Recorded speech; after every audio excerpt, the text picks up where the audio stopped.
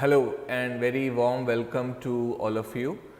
I, Anuj Singh, Director of IQCivils IAS Academy, welcome you to the solution discussion of reading comprehension part of UPSC Prelims 2020 CSAT paper and also called verbal reasoning section. Okay, and number of passages have been asked in UPSC, and today in this session we will be discussing about the most accurate solution you will find across India from any of the coaching institute. Okay, so IQCivils IAS Academy has worked very hard on the CSAT solutions, and we have already come out with a detailed accurate solution on the aptitude paper by Yogesh Sharma, and now myself Anuj Singh will be talking about the detailed verbal reasoning solutions with you. Okay, so this time UPSC CSAT paper was little out of the league. Normally the trend is that 30-35 questions are asked from passages every year. However, this time it was little less, but the passages became little more tricky compared to the last couple of years. Okay, and also the aptitude portion was enlarged. 54 questions were asked from aptitude portion and 26 questions from the reading passages. However, every passage has been very unique. It is a very good paper, and a candidate who has understood the passage deeply from a holistic perspective, understanding the contextual meaning of the vocabulary used, that candidate only has been able to answer the passages with substantial accuracy. Okay, so today let us look at the solutions of verbal reasoning section of CSAT paper by UPSC of 2020. Okay, so let's begin. So I have basically prepared a PDF from set A of the CSAT paper 2, and I will be going in the chronological order, in which the order in which the questions were put in the CSAT paper. Okay, so let's start with question number 1 and passage number 1. Okay.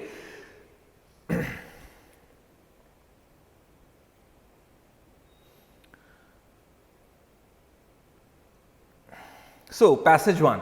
In India, over the last decade or so, labor has been departing agriculture, but is only going to construction and unregistered manufacturing, which are not markedly better jobs. Services where labor tends to be most productive are not generating the additional jobs the country needs. Okay, so this passage basically talks about the movement of laborers from agriculture going to construction and unregistered manufacturing, which are not considered very good jobs. Okay, so services has been most productive but is not able to generate additional jobs. Okay, let's read further. India will need 24 million or so jobs over the next decade.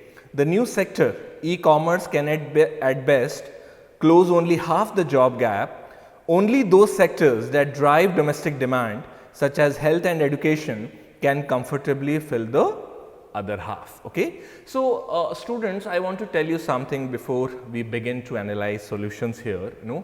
Whenever UPSC gives a passage, the most important thing which is how you are analyzing the passage. Okay, now you have to capture the big picture. You should always notice how the passage begins and how the passage ends.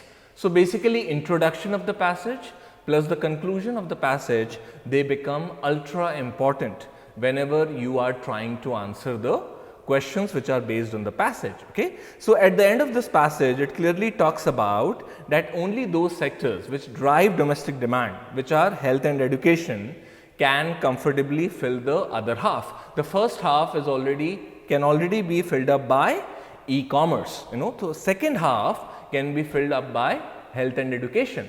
Now, what do you mean by driving domestic demand? Simply means that those sectors which can generate employment. Okay. Now, let us look at the question.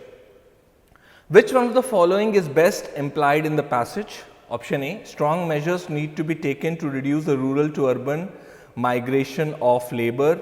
They are not at all talking about any kind of migration in the passage. So, I will just simply rule it out. Okay, so you see how I eliminate the options. It's so straightforward. Now, there is no talk of rural to urban migration of labor. They are talking about the movement of labor from agriculture to construction and unregistered manufacturing, but that is also not good enough. Now, option B, the working condition in construction and unregistered manufacturing needs to be improved. No, the passage is not about the working condition. Passage is about how job gap will be filled. One half can be filled by e-commerce, the other half can be filled up by health and education, those sectors which drive domestic demand. Service sector has been reducing the problem of unemployment. Option C is also wrong.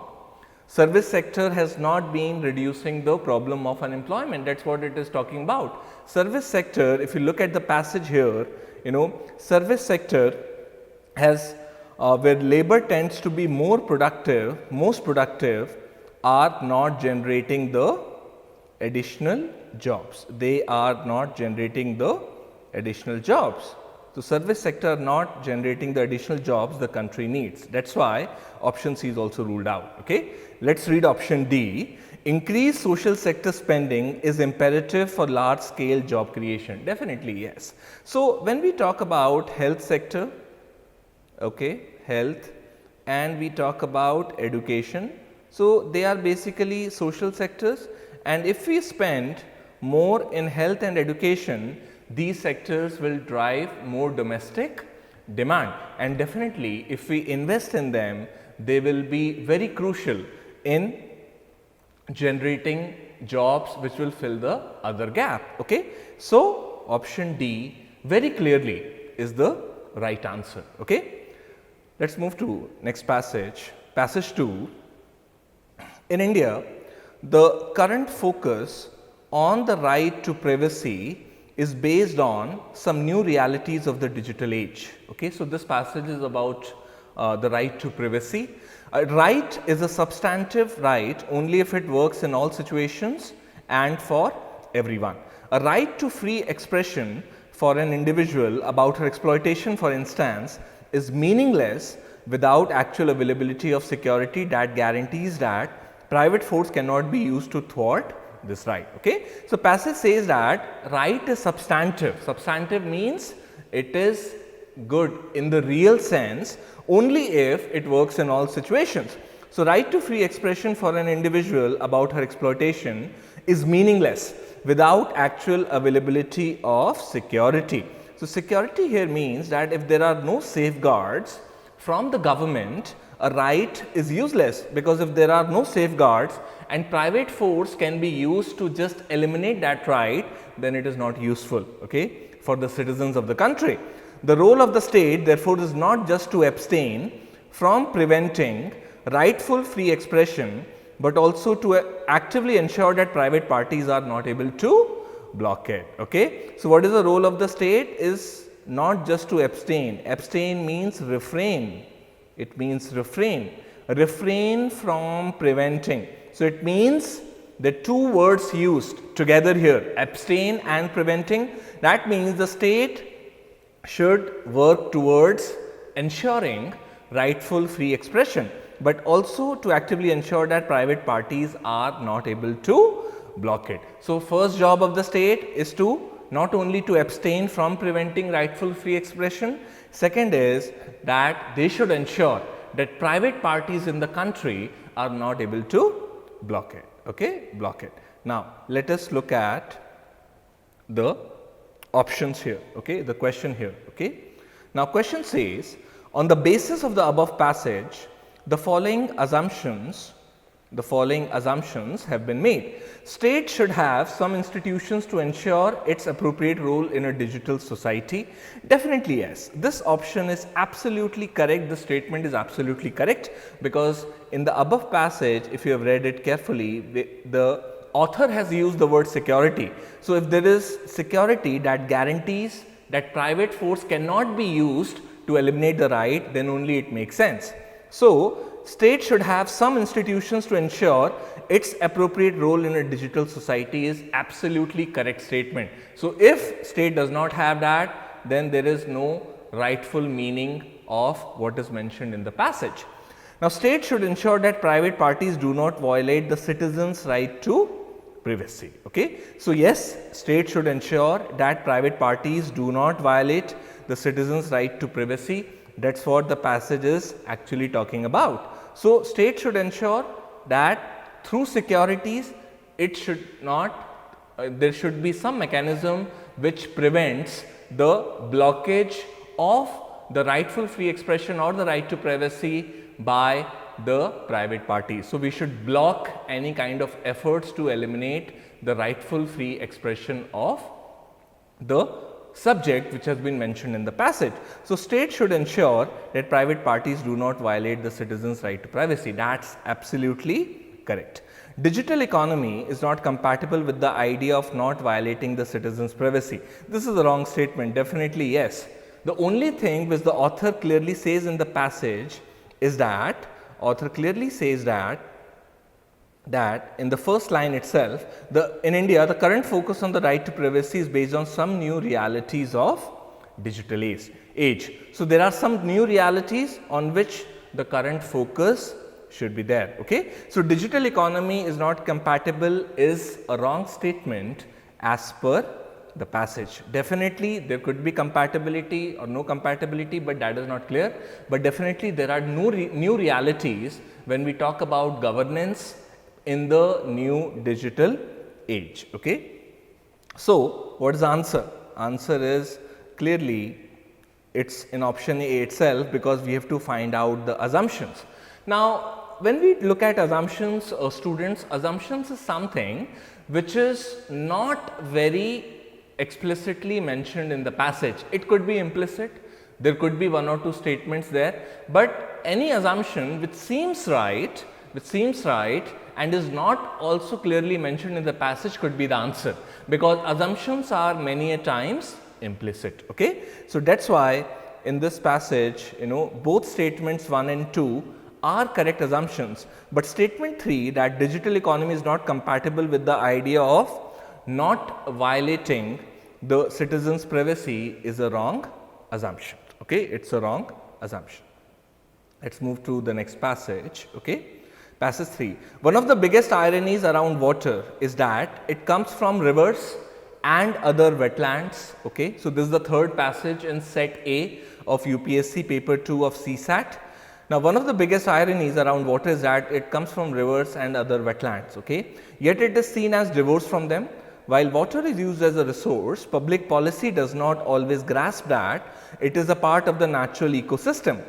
Efforts at engineering water systems are thus efforts at augmenting water supply rather than strengthening the capacities of ecological systems. So, passage basically talks about that water comes from rivers and other wetlands. Still, we are not able to realize that water is a part of natural ecosystem. So, most of the efforts when we engineer water systems are efforts at increasing water supply rather than increasing the capacities of natural ecosystems. That is what the passage is all about. Beautiful passage. Okay? Now, let us look at the question. Okay? Let us look at the question. Now, which one of the following is the most logical and rational inference that can be made from the above passage? So, they are asking the inference. Now, inference is a type of conclusion which is explicitly mentioned in the passage. Okay? That is the meaning of inference. Now, let us read option A. Rivers and other wetlands should be protected under Ramsar Convention. They are not talking at all about Ramsar Convention here. So, the moment you find irrelevant words, you should immediately rule out the option. They are not even talking about protection. They are rather talking about that we should care about our natural ecosystem which gives birth to our rivers, and these natural ecosystems should also be augmented. That is what the passage is all about. So, it is not about protection, but the passage is about augmenting. That is what the passage is all about. Yes? Now, engineering water systems should be modernized and further augmented. And this is a confusing statement. You see, UPSC says engineering water system should be modernized, but students, there is no phrase as engineering water systems. Engineering, the word is different, water systems, the phrase is different, but in this option B, they are trying to confuse you, because here even if you read it in the passage, even if you read in the passage, what UPSC talks about is that efforts at engineering water system. So, engineering means designing, augmenting the capacity of water system. So, engineering is a separate word, water systems is a separate phrase here. So, when we look at the option B, engineering water system should be modernized and further augmented, it does not make any sense at all, it is wrong English. So, they are just trying to confuse you. There is no combined singular phrase as engineering water systems. Okay? So, it should be ruled out. Okay? Are you getting my point? Many students got confused with this. They thought engineering water system is single. No. Engineering water system, what does it mean? Suppose we have pipelines in a city. So, engineering water system means improving the pipelines, laying more pipelines, augmenting the capacity in terms of enlarging the diameter of the pipe, or providing better capacities in the pipe so that more water could reach our cities. So, that is what it is all about. Engineering separate, water system separate. So, option B does not make any sense. Wetland should be reinforced as more than just open sources of water. This makes sense. Okay? So, we should reinforce the wetlands as more than just sources of water. We should understand that we need not only augment our water supply system, but if we do not augment our source systems, then definitely there will be a bigger problem. Okay? So, we should understand that wetland should be reinforced as more than just sources, open sources of water. We should also think about strengthening the capacities of our natural ecosystem. This option makes a lot of sense because we are being asked the inference. So, definitely this is a suggestive inference. Okay? So, option C, even without looking at option D, I can tell you option C is the right answer because this captures the essence of the passage in terms of inference. Now, nonetheless, I will rule out option D for you. Water supply should not be free of cost so as to prevent its misuse or overuse. So, there is no line in the passage which talks about misuse or overuse. There is nothing mentioned in the passage about water pricing. So, we should clearly rule it out. Okay? Coming to next passage. Okay? It is about passage, this is on economy. So, asset allocation is the most important investment decision we will ever make, and sadly most of us do not give that decision the importance it deserves. So, first of all, it is important to understand, it is imperative to understand what is asset allocation. Now, asset allocation is division of your assets in such a way that you minimize risk and maximize rewards. Okay? So, asset allocation is about investing your money in different class of assets such as housing, such as bonds, such as share market. Okay? So, if you divide your income, it is better. Okay? Now, the passage starts with it is an important investment decision, okay, and we do not give it the importance it deserves. We are adamant about seeking predictability with our future, okay, seeking predictability with our future. We tend to think of investing in risky assets as extremely volatile and value eroding. We think risky assets are like that, okay, they are volatile, they keep on fluctuating like sine curve, and their value eroding means they can reduce the value of money if you have invested money and you make a loss. Okay. We also dislike fluctuating returns and the loss of control of investment, very true. We think our money is best left idle, unproductive but safe. Okay. So, this is important here. We think our money is best left idle, unproductive but safe. There is no asset that is risk free. Okay. We could lose our jobs, our homes can lose value, our banks can go bankrupt, our bonds can default, the government can collapse, and companies we choose fondly may cease to exist.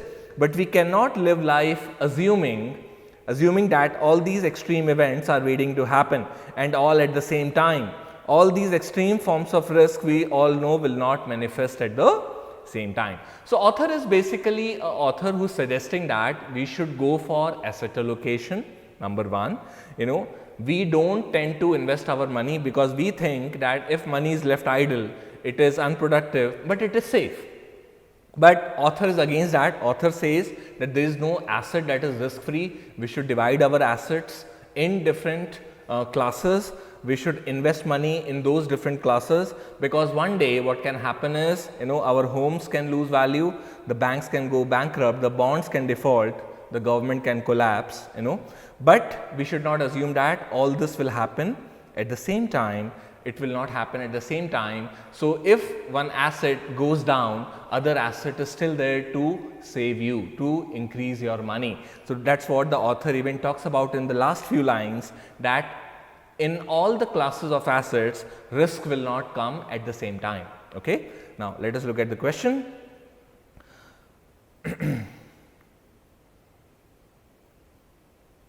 All right. What does the question say? Which one of the following statements best implies the suggestion given by the author of the passage? Statement A: distribute your wealth across different kinds of assets so that your risks would be minimized. That's what the author is talking about. It's absolutely correct. The statement A itself, the option A itself, has captured the entire essence of the passage. This is what the author is basically implying. So, distribute your wealth across different kinds of assets. So, basically first option itself is about asset allocation, and that is what the author says, that if you distribute your wealth across different kinds of assets, your risk would be minimized, because even if eventuality and calamity occurs, even if there is something wrong, it might not happen with all the classes of assets at the same time. That's what the author is saying in the last few lines. And students, I clearly told you, very important how the author begins in a UPSC passage and how the author ends. They will determine most of the things. Okay, definitely the middle portion of the body is important, but these are extremely important. Okay, so risk would be minimized. Let's look at option B, C and D. Let's rule them out. Let's eliminate. Okay, now option B, risk taking behavior should be a necessary component of your personality. Okay, which would if you want to generate wealth. This is absolutely wrong. This is a generic implication which author does not talk about. Author does not say that you should take more risk. It should be part of your personality. It should be a major necessary component of your personality. That is a generic thing. Please always be very careful, because UPSC confuses you and it is a generic thing. It cannot be confused with the specific thing. And what is the specific thing in the passage? That the more you invest, the more you divide your income in different classes of assets, the lesser will be the risk. Author is not asking you to become a risk taking person. That's why option B is ruled out. Okay. Option C, while making investments, find a trustworthy asset management organization. There is no asset management organization discussion in the passage. Okay, they will manage or not manage your wealth. That is not what the author is talking about. Option D, you should know that investing your money is a risky business. No, author is a suggestive author. He is asking you to do asset allocation. He is not saying that investing your money is a risky business. Rather, he is asking you to invest your money wisely in different classes of assets. So, in different classes of assets. So, option D is very, very clearly ruled out. So, option A is the right answer. Okay. Let's move to another passage. Passage 5 here. It's on genetically modified crops. Okay, so biotechnology passage now. Although most of the genetically modified crops cultivated now are genetically engineered for a single trait. Okay, in future, crops genetically engineered for more than one trait will be the norm. Absolutely fine. Thus, biotechnology's role in agriculture and the regulation of the same cannot be understood solely in the context of current generation of GM crops. So, we should not understand the role of biotechnology not in just the current status, where crops are being produced, GM crops are being produced which are of single trait, but we should understand them as more that in the future the crops will be produced, GM crops which are of multiple traits. Okay? So, instead there is a need to take a comprehensive look, taking into account various aspects including socio-economic aspects. That's important here. So, we should take into account socio-economic aspects. We should need to take a comprehensive look on the role of biotechnology. Okay. Now, given the importance of so that the potential of the technology can be harnessed while minimizing negative impact. So, why do we need to have a comprehensive look and also include socio-economic impact, so that we can maximize the potential of the technology and minimize negative impacts. Okay. So, given the importance of biotech in developing varieties that can help in climate change mitigation and adaptation, not using biotech as a part of the climate change action plan cannot be an option. Okay. So, we should include biotechnology in our climate change action plan. We should develop those varieties from biotechnology which can help in climate change mitigation and adaptation. Okay. So, domestic regulation of biotechnology cannot be viewed in isolation of trade policy, not only in isolation of trade policy and obligations under various international treaties and conventions. So, domestic regulation should go beyond the trade policy and obligations as well as under various international treaties and conventions. Okay. So, good passage. Let us look at the question from this passage here, right here in front of your screen. With reference to the above passage, the following assumptions have been made. Again, you have to find out the most valid assumption here. Okay. Let us see. Biotechnology regulation is an evolving process. Okay, I think that's absolutely fine. That's the assumption, because author wants that biotechnology should be an evolving process, because it should not be confined only to the single trait varieties of GM crops. Right now, we should have a different role of biotechnology in terms of we should analyze socio-economic impacts, we should be developing multiple traits variety of GM crops, and towards the end author says those varieties should help in climate change mitigation and adaptation. Plus, we should not be looking at biotechnology only from trade policies and international treaties perspective, meaning the regulation should not only from that perspective. Okay, we should include biotechnology as an active component in climate change mitigation and adaptation. So, definitely it is fine. And the statement 1 is definitely a valid assumption. Okay. So, you have to find the valid assumption here. Statement 2, participation of people is needed in policy decisions regarding biotechnology regulation. So, it is wrong. So, the author is not talking about participation of people. Author just says that there should be an inclusion of socio-economic impacts. Okay. They do not say that we should make people participate in decisions, not at all. They are not talking about that. Okay.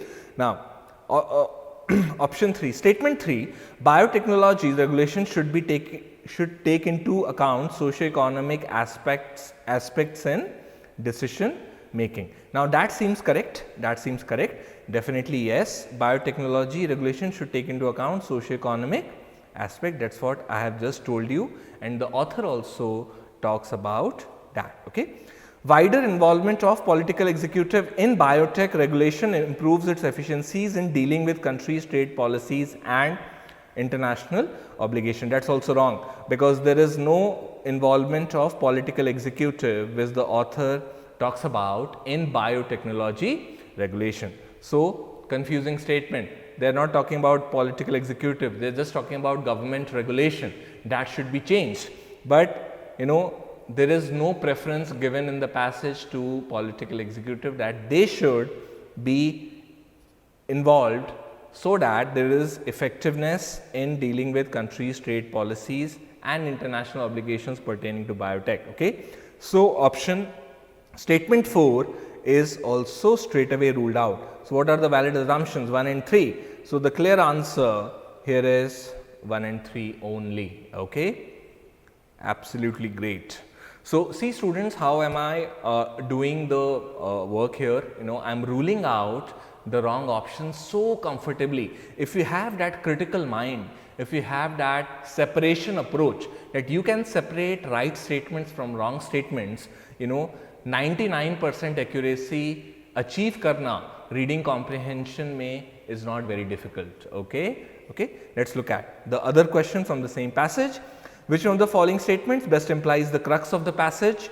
Let's read statement A. Precautionary principle is not given importance in current debate on developing GM crops. What is precautionary principle?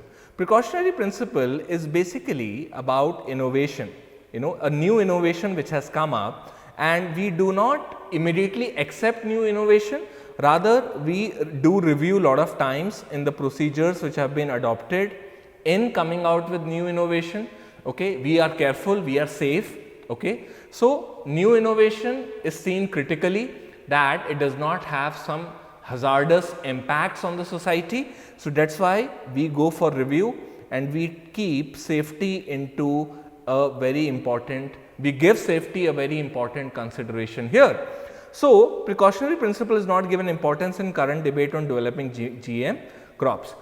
Author is not talking about whether we have given precautionary principle importance or not. Author is not talking about that we should increase review or safety. Author is not writing from a safer perspective in terms of biotechnology. Author is just suggestive that we should broaden the entire horizon and meaning of biotech, so that we develop so many varieties of different traits that they help in climate change mitigation and adaptation. Author is not a safe side author. So option A is ruled out, and author does not talk about that precautionary principle is not given importance. So absolutely wrong option.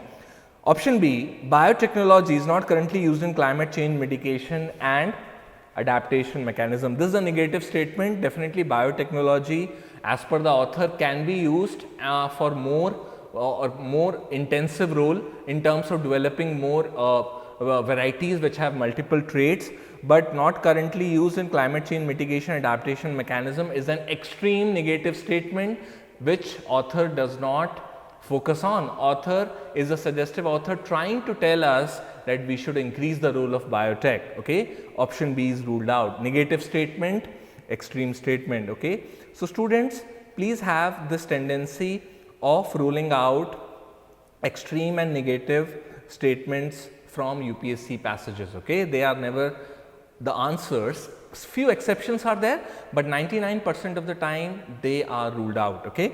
Option C, biotechnology's role is not confined to the current priorities of developing GM crop. This seems right, because we are not confining biotechnology's role in current priorities of developing GM crops, but we are exploring more. We want to explore more through biotechnology. Okay, we want to develop much better varieties having multiple traits, so that they help in climate change mitigation and adaptation as well. Okay, let's look at option D and then we will finalize the answer. The negative impacts of biotechnology are not properly understood. So this is again an extreme statement. It's a negative statement, not properly understood. The negative impacts, we are not talking about negative impacts here, rather we are talking about the positive impacts and role of biotech. That's why undoubtedly option C is the right answer. Okay, so far so good, I hope so. Okay, it's easy, it's not very difficult.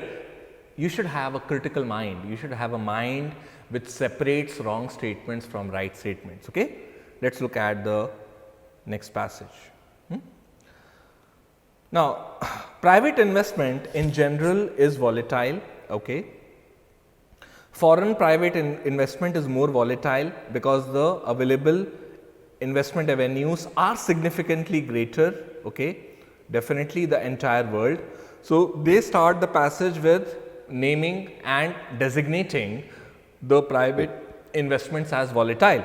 Foreign private investment more volatile. Okay, because a foreign private investor can invest anywhere in the world depending upon the higher interest they are getting. So the more higher interest they are getting from a place, they will invest there, as simple as that. Okay. Now, therefore, the responsibility of providing employment cannot be left to FDI. The current FDI inflows are volatile over time and across sectors and regions. Okay. So they cannot provide employment. We cannot give the responsibility of providing employment to FDI. and also why? Because they are volatile over time and they are volatile across sectors and regions, definitely true. So, sectoral variability is there in FDI, regional variability is there in FDI, and definitely we cannot rely on FDI for providing employment, okay, which is a necessary consequence of their search for highest returns. Definitely they are looking for highest returns, okay, absolutely fine. The adverse consequences are unstable employment, definitely yes, and an accentuation of income and regional inequalities. Now, accentuation, students, clearly means that something which becomes prominent, something which becomes prominent. So, definitely what becomes prominent here? Income and regional inequalities. If we are giving the responsibility of providing employment to FDI, okay. So, these are the adverse consequences. Number 1, unstable employment, and number 2 is accentuation of income and regional inequalities, okay. A probable positive consequence of foreign investment is the inflow of new technology, okay. There will be new technology and its subsequent diffusion. Diffusion, students, clearly means, what does diffusion mean? Wider distribution of anything, okay. So, here they are talking about wider distribution of technology. However, the technology diffusion is not at all certain because the existing state of physical and human capital in India may prove inadequate for the diffusion. So, basically author tells us about a positive consequence of FDI, but gives a caution that if there is not a good state of physical and human capital, we cannot actually bring about the effectiveness and certainty in technology diffusion. Now, physical capital, students, what is physical capital? All the assets, capital machineries which are used to manufacture goods, okay. Human capital is basically what? Human capital is the skills and the knowledge we as a population in the country of India acquire and in any country in the world, so that it is useful for our company, organization, institute or for a country at large, okay. So, physical capital is the capital machinery required to manufacture goods.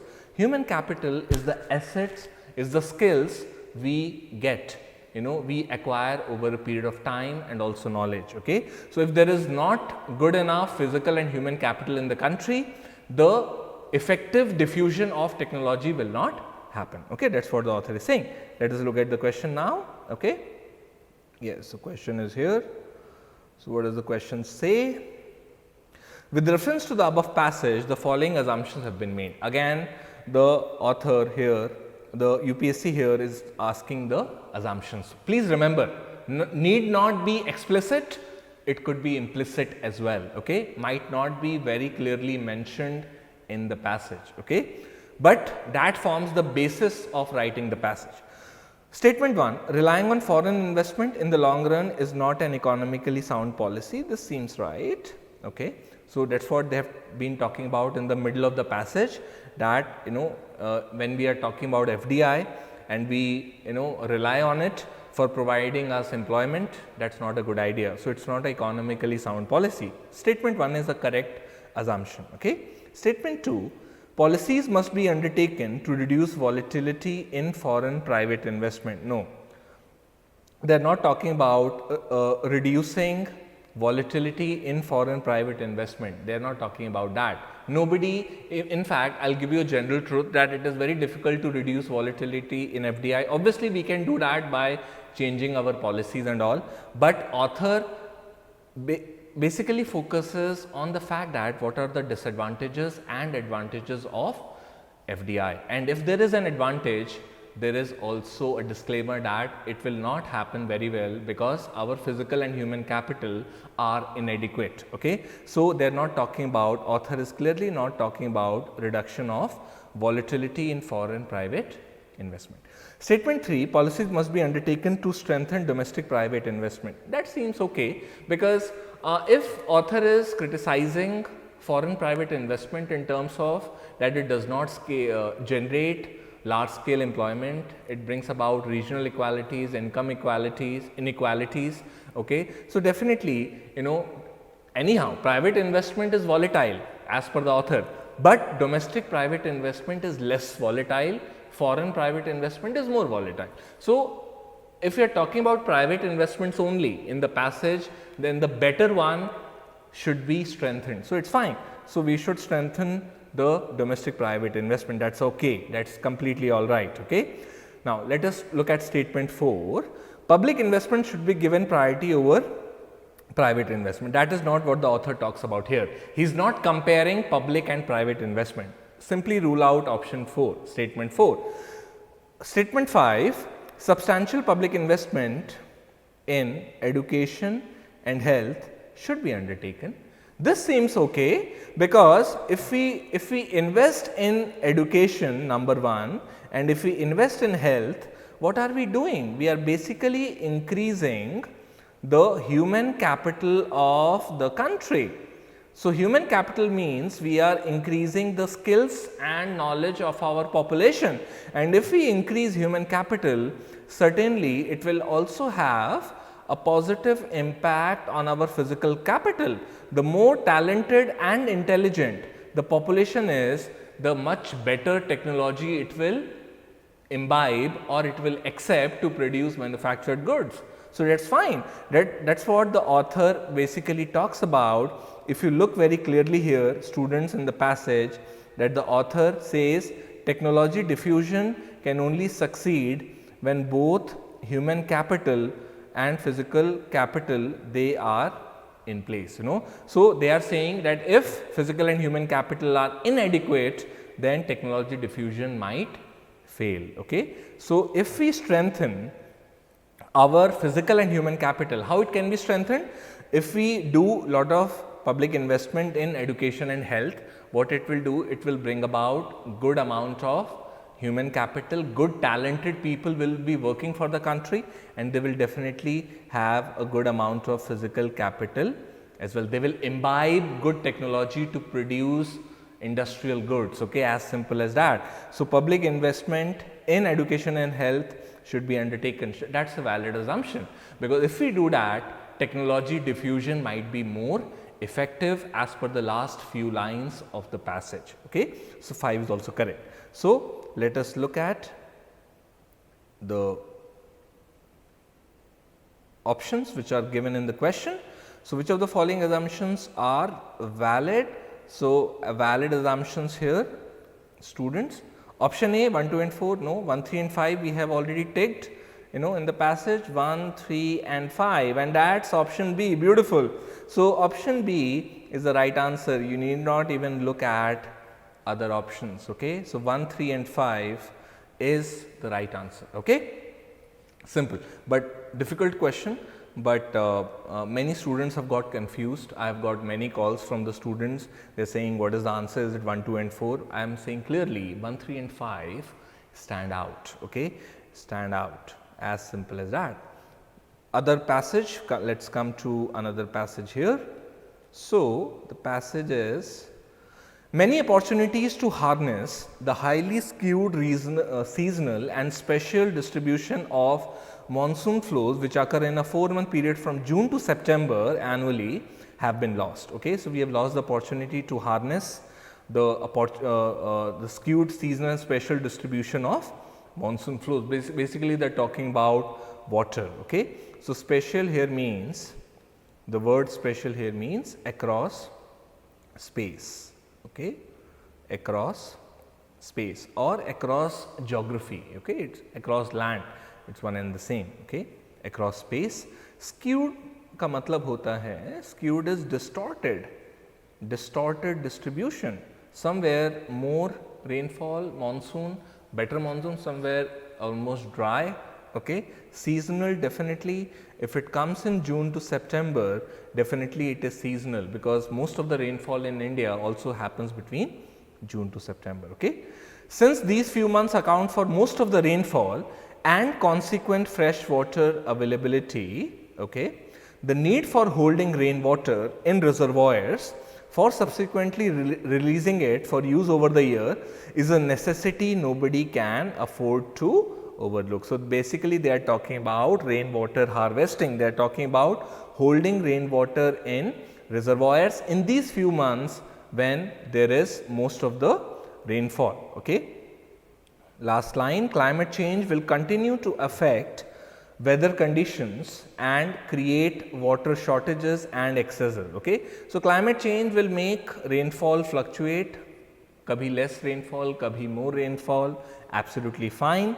While millions suffer from droughts and floods, waters in the country's many rivers flow unutilized. Okay. So, there are regions in the country which are prone to droughts, there are regions in the country where excess water is there, we have floods, but still we are not able to manage this fluctuation, and most of the water in our rivers, it flows unutilized, and ultimately the water is discharged every year into the sea. Okay.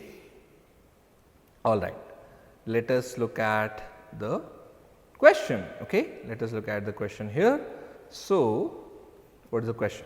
With reference to the above passage, which of the following could be the most rational and practical implication? Okay. So, the first question on implications. Now, students, it is very important to understand the word implication.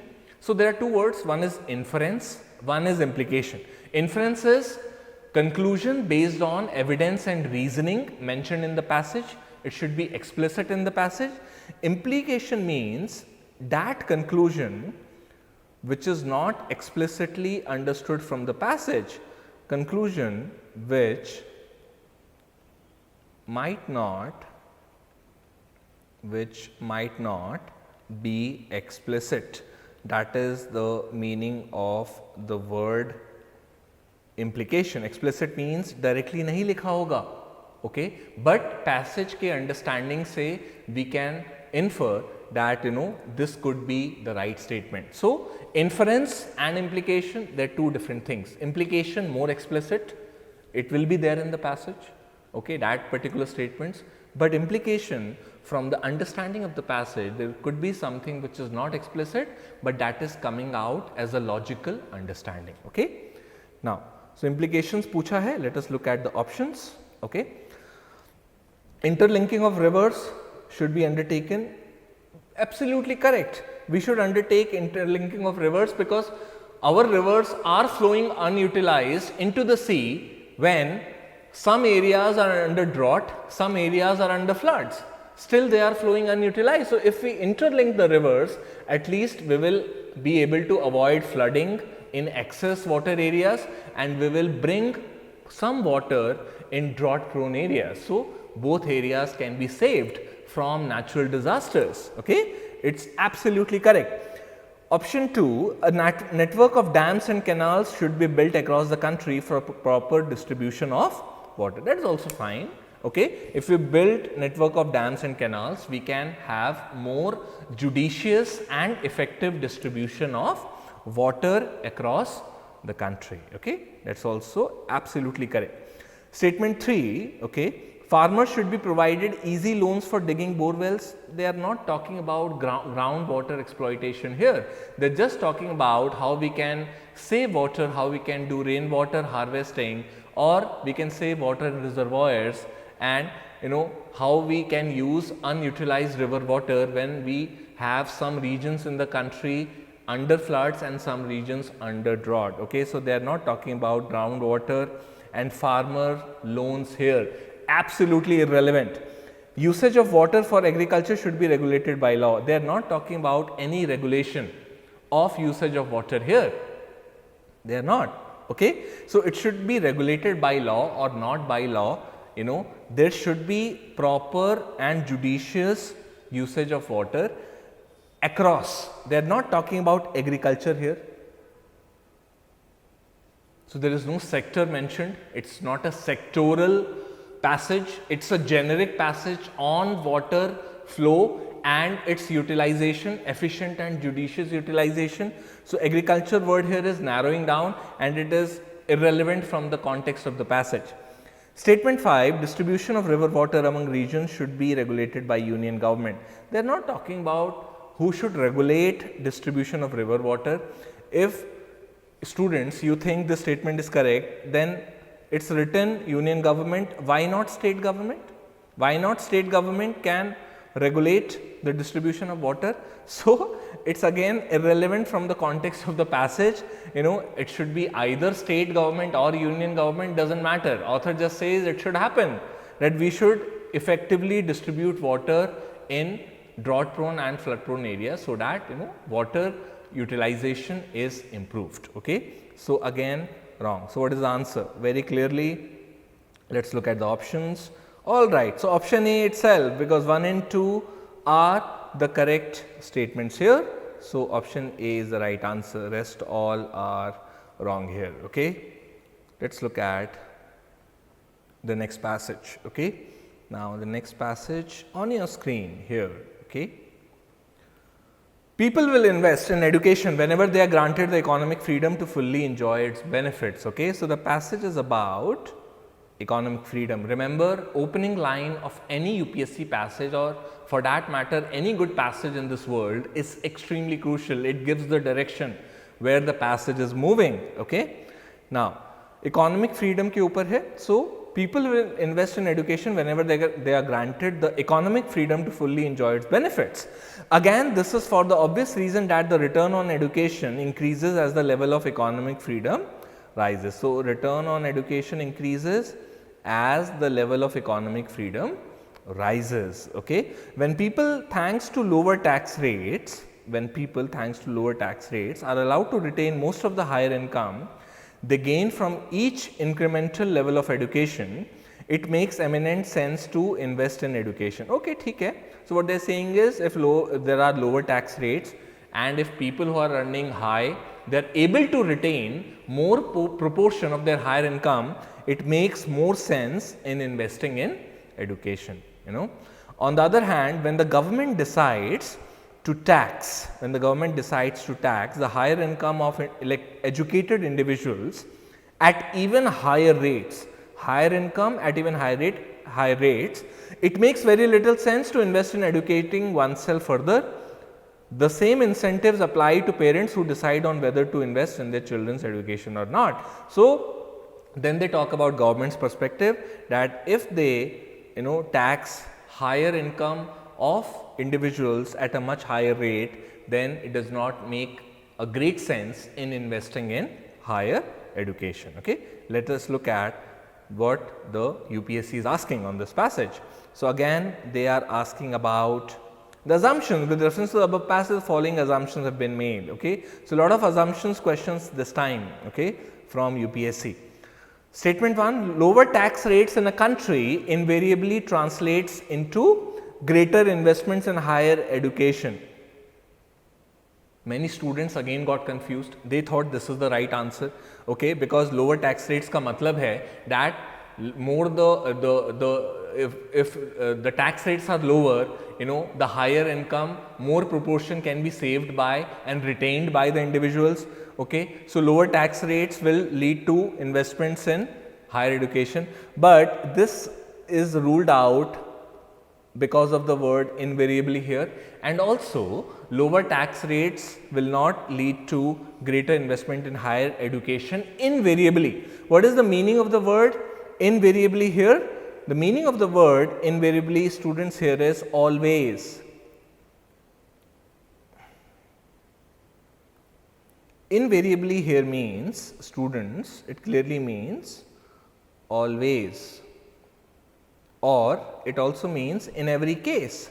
So if I have told you the meaning now, you will also say that we should be ruling out statement 1. So in every case or always, lower tax rates will lead to greater investments in higher education. No, it's absolutely wrong. So UPSC has deliberately given this word, inserted this word invariably, so that you can separate this wrong statement and compare this wrong statement to the right statement. So invariably is absolutely the clue, and with invariably we can say that statement 1 is wrong. It is not the case that always lower tax rates will lead to higher education.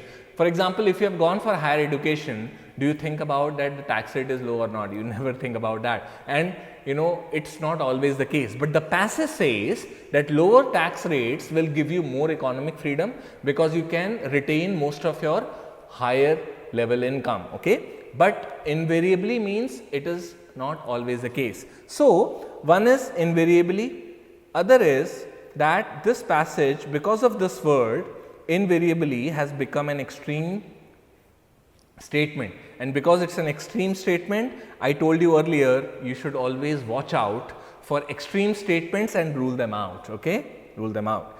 Now, statement 2, investment in the education of children ensures their economic freedom. Now, economic freedom here has become an effect in this statement, but author is not talking about that the result is economic freedom of educating children. Author is putting economic freedom as the cause, that if economic freedom is there, there will be much more sense to invest in higher education because you will be able to retain most of your high income.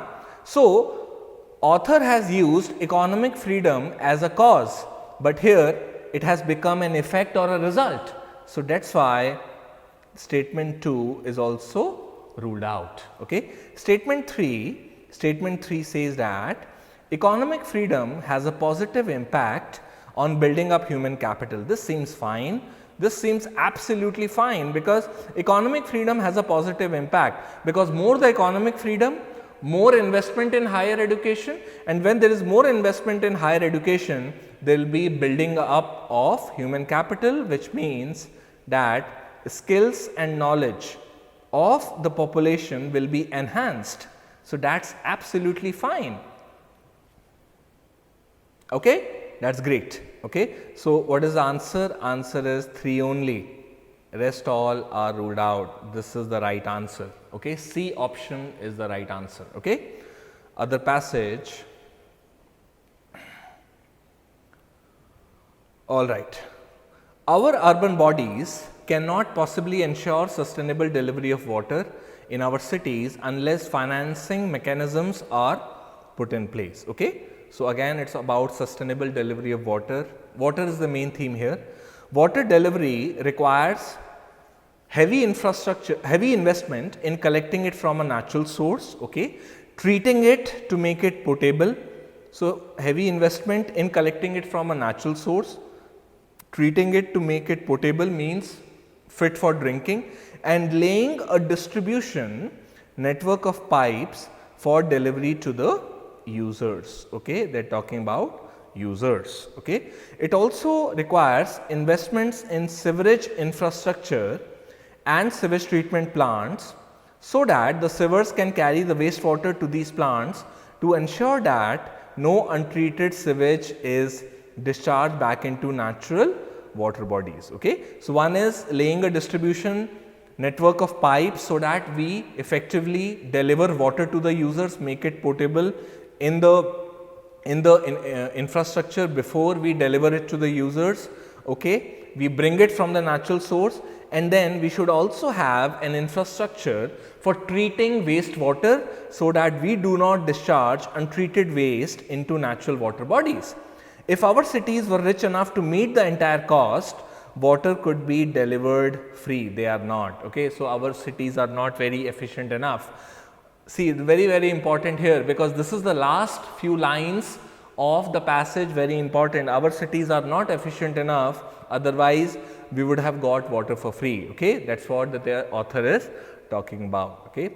Let us look at the question here. Okay. Question: what is the most logical and crucial message conveyed by the passage? Okay. Urban local bodies must recover costs through user charges. No, they are not talking about recovering the a cost through user charges. No, they are not talking about that. They are just highlighting the inefficiency of our urban bodies in creating infrastructure, both for supply of fresh and good water, and also taking away wastewater to the treatment plants. Okay. So, they are not talking about how we should recover costs. Okay. Urban local bodies are not efficient enough to meet the water requirements of our cities. That seems right, because yes, in the last few lines also, the author clearly emphasizes and he uses those 3 words as well, they are not. Those are the last 3 words of the passage. So, that is the thrust of the author, that is where the author is forcing. Okay. So, urban local bodies are not efficient enough to meet the water requirements of our cities, absolutely seems fine. Let us rule out option C and D as well. Water shortage in our city is a perennial problem, again an extreme statement, students. What is the problem with option C? It is an extreme statement. Water shortage is not a perennial problem, we are not talking about any water shortage here. Okay. That cannot be solved, is absolutely wrong. Extreme statement, negative statement, most of the times in UPSC passages that is ruled out. In view of the water crisis in our cities, there is an urgent need to limit the population of cities by adopting an upper limit of population size. They are not talking about that we should curtail down on our population. There is not even a single word mentioned in the passage about population. Okay? So, option D is also ruled out. So, definitely option B stands out as the most accurate answer. Okay? Another passage, another question from this passage. Okay? With reference to the above passage, the following assumptions have been made. Again, assumptions are asked. Rich cities only can ensure sustainable delivery of water.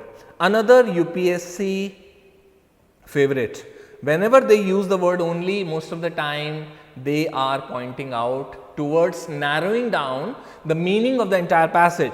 So, rich cities only can ensure sustainable delivery of water?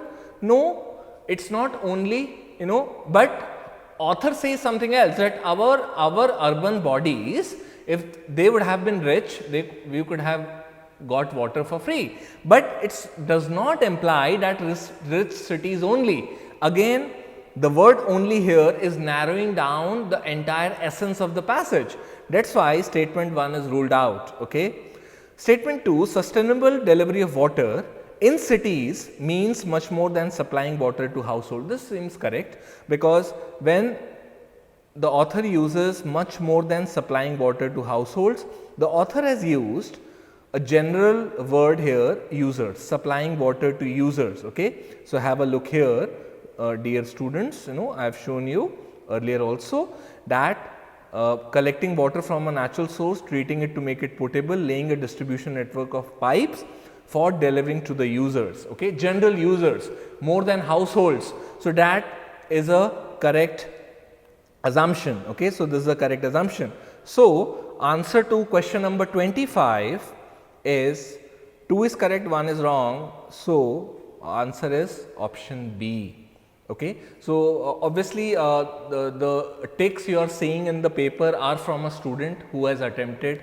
So, her or not all the questions are marked rightly. So, this is by a student. So, what I am doing here is, students, I am marking the right answer with red pen. Okay. Challenging paper tha, it was challenging, but certainly our job here is to give you the most accurate solutions in India. Okay. So, that is what I am here for. Okay.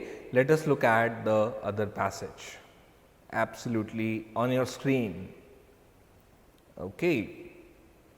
In India, agriculture still engages about half of its workforce, and about 85% of its farms are small and marginal. We know that. Okay. Compared to China and Vietnam, which have experienced fast structural and rural transformation, India's story is of slow transformation. Okay. As a result, poverty reduction in India was at a much slower pace during 1988 to 2014 compared to China and Vietnam. Okay.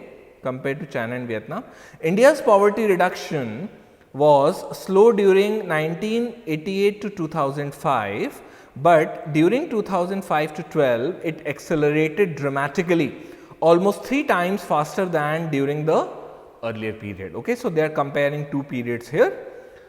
Poverty reduction, what did India do during this period? Which period they are talking about? They are talking about this period of 2005 to 12. So, what author is saying, what did India do? And author is answering himself. Okay.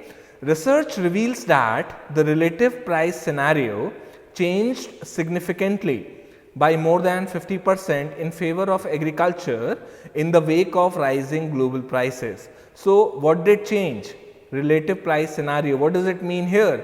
So, author is talking about the relative price, the comparison between domestic price of goods, okay, that is the comparison here between domestic price of a commodity and for the same commodity the global price. So, when relative price scenario changes, how it has changed?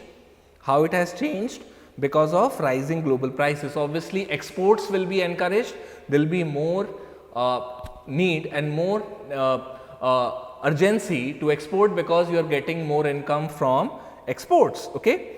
This boosted private investment in agriculture by more than 50%, okay, private investments poured in because of rising global prices. As a result, agri GDP touched 4.1% during 2007 to 12, as against 2.4% in 2002 to 7. The net surplus of agri trade touched $25 billion in 2014 financial year. Real farm wages rose up by 7%. Okay, per annum, and all this led to unprecedented fall in poverty. Garibi kam hui hai, okay, definitely, okay, that's fine. So, real farm wages rose by 7%. What are real farm wages? The real wages are those wages which are based on purchasing power, which are not based on actual income received. Okay, so it's a good sign. Only when our real wages increase, that's a real effect on reducing or alleviating poverty. Okay, alleviating, not elevating, alleviating poverty. Okay, so real farm wages rose by 7% per annum. Okay, so we had surplus also of agri trade. Now let us look at the question here. Okay, now the question says, with reference to the above passage, the following assumptions have been made. Again, an assumption question.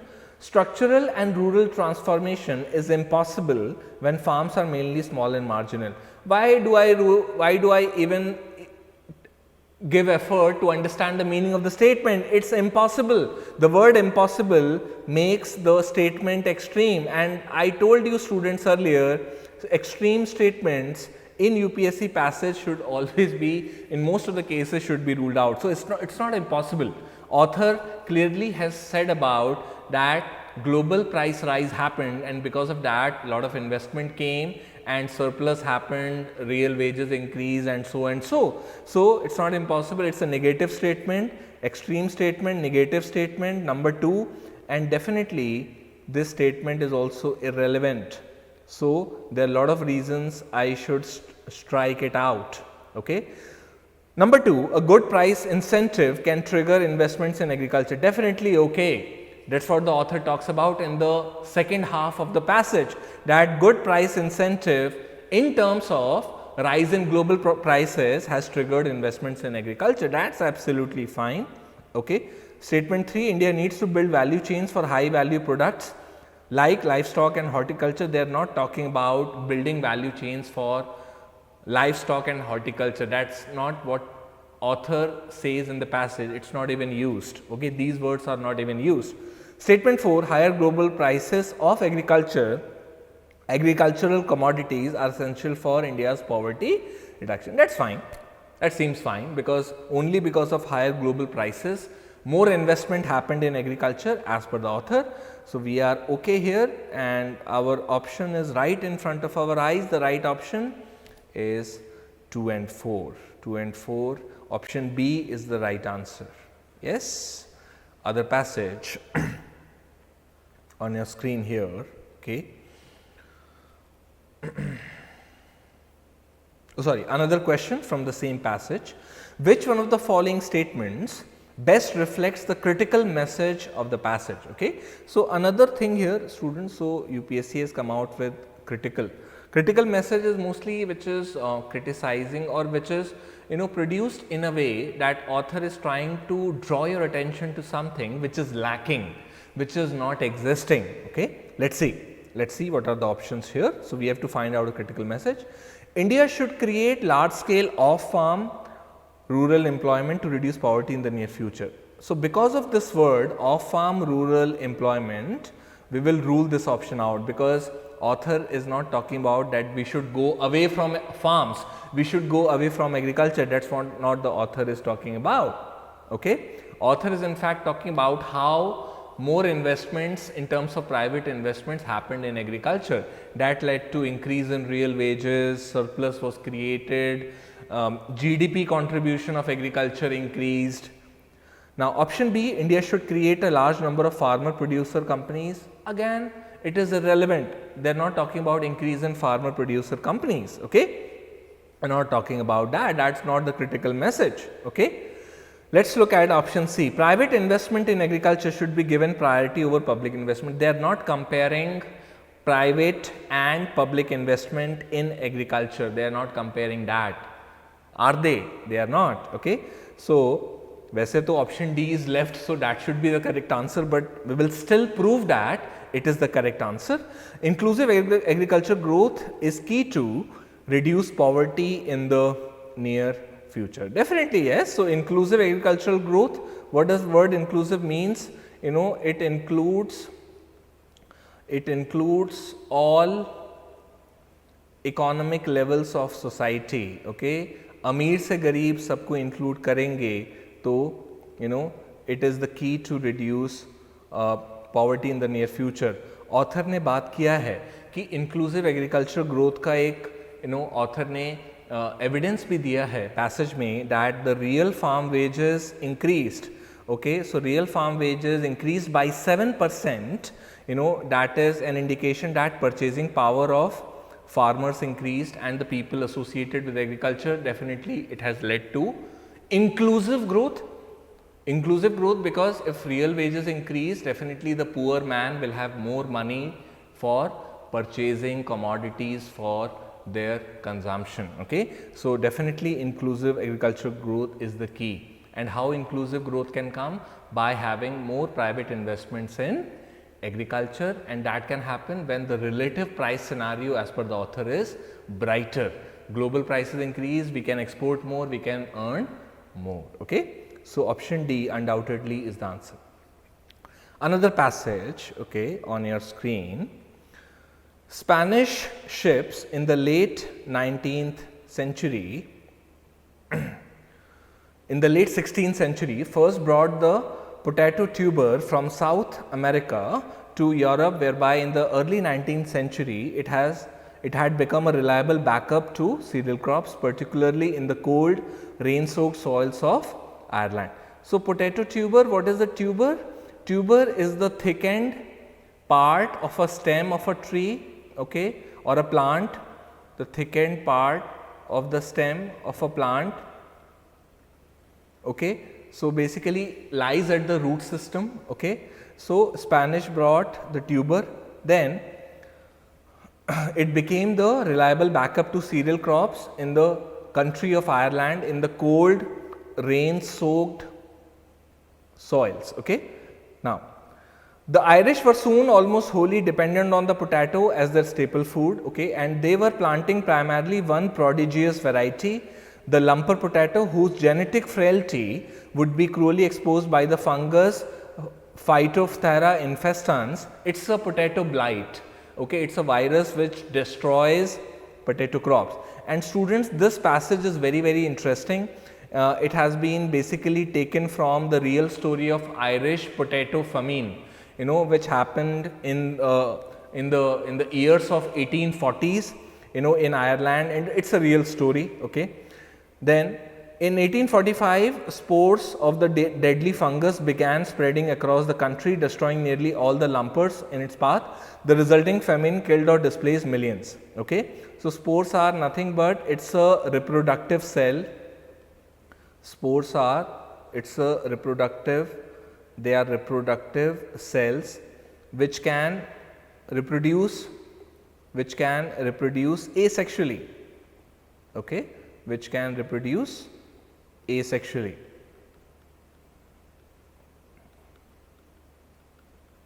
All right. Okay. So, just trying to tell you the meaning of the word so that you understand the passage in a much better way. Okay. So, let us look at the question here. Okay. Question is 41. Which one of the following statements best reflects the critical message of the passage? Okay, the critical message again. Okay, we are at the critical message.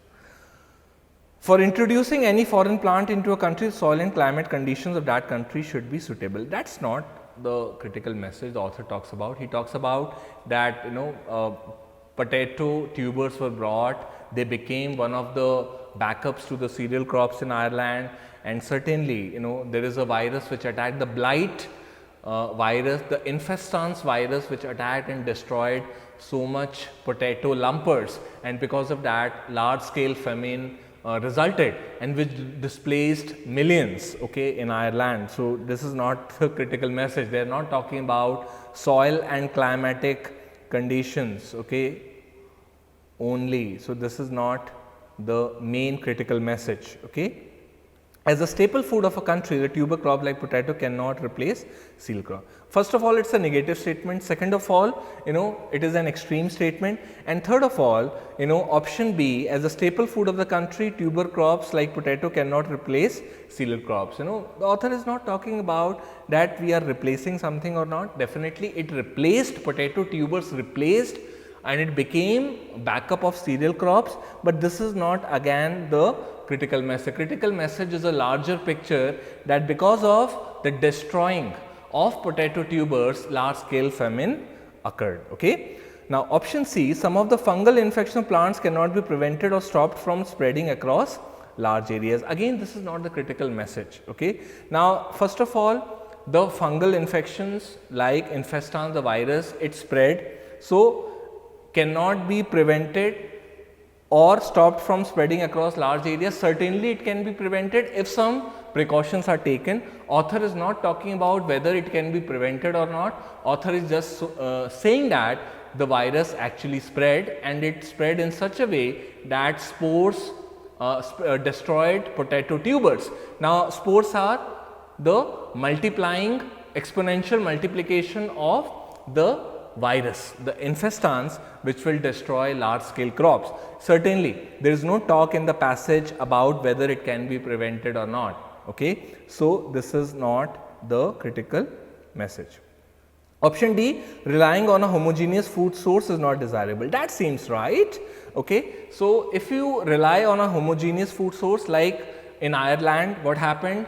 One virus, one blight, infestans, it destroyed all the potato lumpers in Ireland, leading to large scale famine and displacement of millions. So if we rely on homogeneous food source, it can lead to calamity. So we should be heterogeneous. So that's the critical message. They relied on potato only, and when potato was destroyed, large scale famine and displacement of millions occurred. So option D is the right answer. All right. Another passage, on your screen. India is at once among the fastest growing global economies and home to the largest number of malnourished children in the world. So the passage is about malnourished children in the world.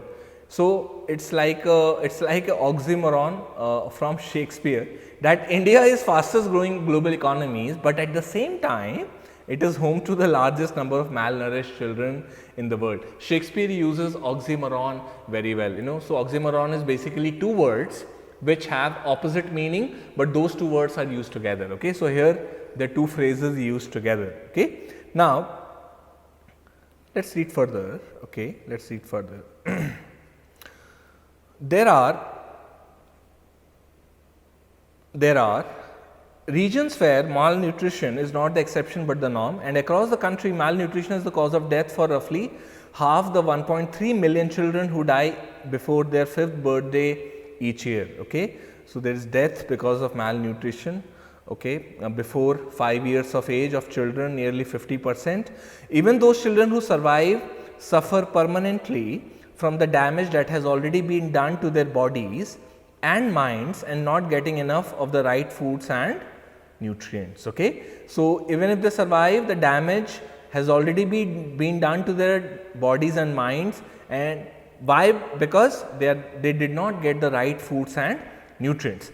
Around 44 million children under 5 are stunted. Okay. So, what does the word stunted mean? That they did not grow properly or optimally. Okay, did not grow optimally. Okay. So, that is stunted.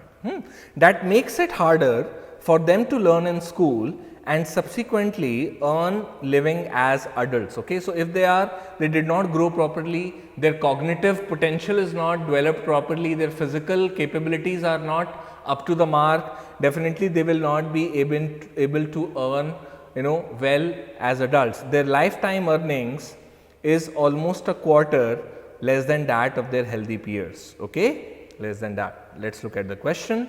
What does the question say? Now, the question says, with reference to the above passage, okay, which of the following are the most rational and practical implications or implication? Okay. So, again I told you students, what is implication? Conclusion which is not explicit in the passage, which might not be explicit in the passage. So, author is asking us that from the essence of the passage, what we have understood, what suggestive things can we come out with. Okay. So, statement 1, India's public distribution system should be monitored by the union government. Absolutely ruled out immediately, because they are not talking about whether PDS should be monitored by union government or state government. First of all, they are not talking about PDS. Second of all, either it is monitored by union or state government, doesn't matter, it should be monitored, right. So, this is not the correct statement. Okay. Girls should be encouraged to delay marriage and first pregnancy. Now, students, this is a very generic implication, it is not related to the passage. Now, I can criticize the statement, girls should be encouraged to delay marriage and first pregnancy. At what age? At what age? It is not clearly mentioned. We cannot ask a 30-year-old girl to delay marriage and first pregnancy. Okay. So, this statement is generic and it is not actually correct. In a democracy, we cannot do such things. Okay. Again, statement 2 is ruled out. Okay. Yes. Now, mothers should be encouraged to breastfeed their children immediately after birth. It seems fine.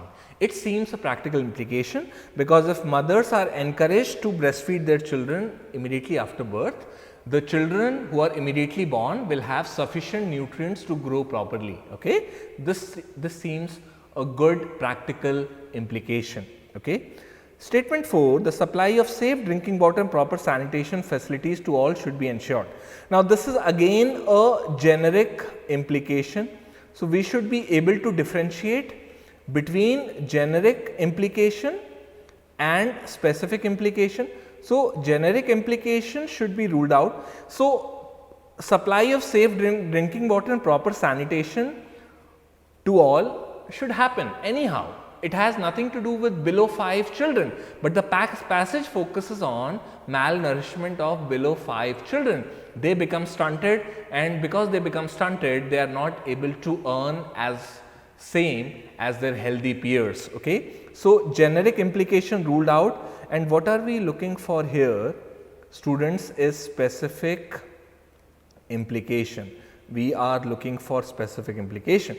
Now, authorities should ensure the vaccination as prescribed. This seems okay. So, if children are given proper vaccination as prescribed, again the level of nutrients, required nutrients in their body will be adequate, and they will prevent themselves becoming malnourished. Okay. So, this is absolutely fine. So, what is the answer? 3 and 5 are correct. Oh, absolutely, UPSC has given us the answer in option D, 3 and 5 only. Okay. 3 and 5 only. Next passage. Now, on your screen here, all right. The pulse variety Pusa Arhar 16 has the potential to be grown in the paddy growing regions of Punjab, Haryana, UP, and eventually in all of India. Okay. Eventually in all of India. Its yield, which is the production per unit hectare, okay, will be significantly greater than those of the existing varieties, and because its size will be uniform, it will be amenable, means it will support or be friendly to mechanical harvesting it will be conducive to mechanical harvesting and an attractive feature for farmers in northern India who currently use this technology for paddy. Okay. Most important, arhar straw, unlike paddy straw, is green and can be plowed back into the soil. In paddy straw, the problem is the high silica content, which does not allow for easy decomposition. Okay. So, basically paddy straw mein kya hota hai, there is high silica content, does not allow for easy decomposition, okay, in the soil. But in case of the arhar straw, the straw is green and can be plowed back, okay, all right. Then in the case of arhar, the farmer even after combine harvesting, just needs to run a rotavator to cut the leftover straw into pieces, which can be plowed back and will decompose very fast. Okay. All this is difficult with leftover paddy stock that cannot not be easily salvaged or plowed back. Farmers therefore choose the easiest option of simply burning it. Okay. So, first of all, combined harvesting has been used here, students. Combined harvesting kya hota hai? It involves the three processes of agriculture during harvest. Reaping is done in combined harvesting, then threshing is done. So, reaping is cutting the crops when they are grown properly, they are ready to cut. Okay. Then threshing is done. Threshing is separating the grain of the crop from the stalk, and then winnowing is done. So, winnowing is again you separate the grain from the chaff. Grain from the chaff means you separate the grain from the outer covering of the dry outer covering of the grain. Okay. So, processes of reaping plus threshing plus winnowing are basically combined harvesting. And straw is nothing, students. Straw is the dried stalk which is waste. It is a waste of the after harvesting has been done. So, straw is a dried stalk of the grain. Okay. Now, let us look at the question. Which of the following are the most rational inferences that can be made from the passage? Farmers' income will be higher with pulse cultivation than with paddy cultivation. This seems right, because farmers' income will be higher with pulse cultivation, because iska jo stock hai, that stock can be again plowed back, and when it is plowed back, certainly there will be more yield. Okay.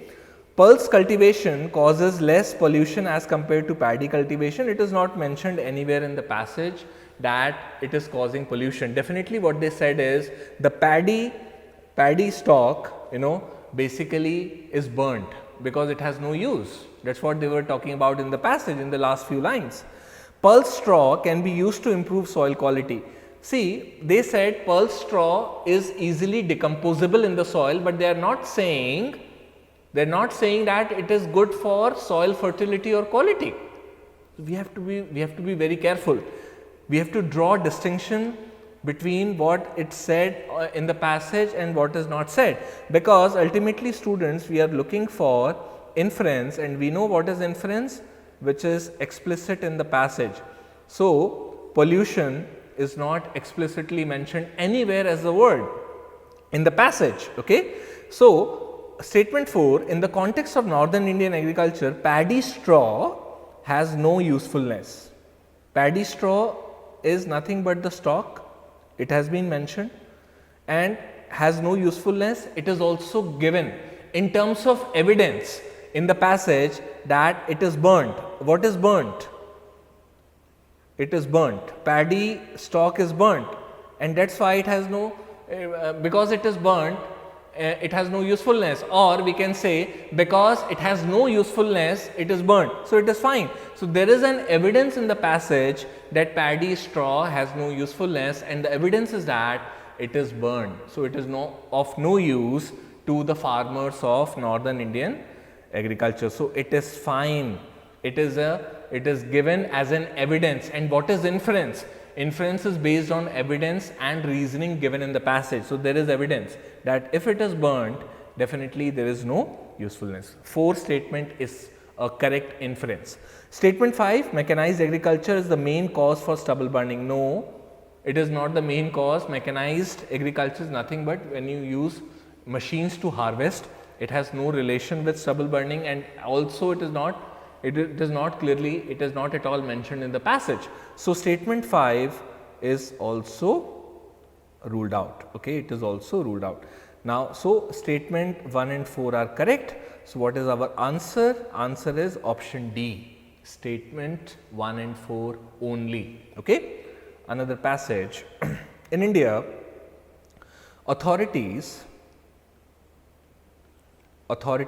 always look to store the maximum amount of water in reservoirs during the monsoon season. Again, a rainwater harvesting topic, okay, which is then used for irrigation and generation of electricity during the summer months. Okay.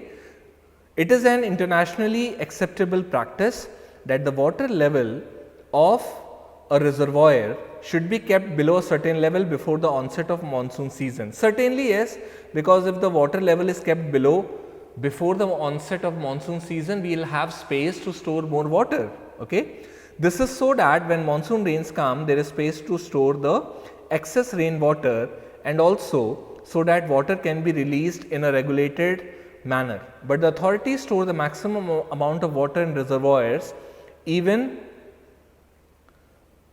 before the close of monsoon, only to ensure greater electricity generation and irrigation. Definitely yes, authorities store the maximum amount of water in reservoirs even before the close, so that maximum electricity generation and irrigation can happen. Okay. Let us look at the question. So, the question says that with reference to the above passage, the following assumptions have been made. Again, assumptions: high risks involved in holding maximum water in reservoirs are due to over dependence on hydropower projects. Okay. So, basically there is no over dependency being spoken about in the passage. Okay. So, there is no risk being spoken about in the passage. Okay. So, absolutely irrelevant. Okay. So, over dependence is not there, there is no high risks involved, they are not talking about any risks in any hydropower project. Statement 2, storage capacity of dams should not be fully used before or during monsoon season. This is fine, this is what they are talking about. Okay. So, students, if you look at the passage, they are clearly talking about this. Okay. That is what they are talking about in the passage, before and during. So, this part highlights before and the last part highlights during, that before and during there should be the water level should be not used fully. Okay. So, statement 2 is fine. Now, role of dams in flood control is underestimated. They are not talking about any flood control here, and they are not talking about just the role of dams. Okay. They are not talking about any underestimation. So, completely irrelevant. Okay. It is an irrelevant assumption. So, what is the answer? Answer is option B, 2 only. Okay. Straightforward. Yes. Another passage on your screen. Now, the passage is: economic liberalization in India was shaped largely by the economic problems of the government than by the economic priorities of the people or by the long term development objectives. Okay. So, how did economic liberalization was shaped? It was largely by the economic problems of the government, then by the economic priorities of the people or by the long term development objectives. Thus, there were limitations in conception and design which have been subsequently validated by experience. Whose conception and design? The government. Okay. Jobless growth, persistent poverty, jobless growth. Okay. Number 2, persistent poverty and rising inequality have mounted as problems since economic liberalization began. And all these years later, 4 quite crises confront the economy. What are the crises? Agriculture, number 1, number 2, infrastructure, number 3, industrialization, and number 4, education. Okay. So, 4 crises as constraints on the country's future prospects. These problems must be resolved if economic growth has to be sustained and transformed into meaningful development. Okay. Definitely yes. Okay. Now, let us look at the question here, and the question is here on your screen. Which of the following are the most rational logical inference? आपको inference बताना है. Again, okay, you have to tell about the inference, explicit in the passage. Okay. It is essential to rethink and redefine the economic role of the state in the quest for development. Definitely yes. That's why the author says that the economic liberalization happened because of the economic problems of the government rather than the long term objectives of development and the economic priorities of the people. They should have been made the priority to design and implement economic liberalization, but that did not happen. So, there is definitely a need to rethink and redefine the economic role. Also, from the last few lines of the passage, there are 4 major constraints on the economic development that has been highlighted by the author. So, we should also as a government rethink and we should come out with the redefinition of its economic role in the race for development. Okay? So, statement 1 is fine.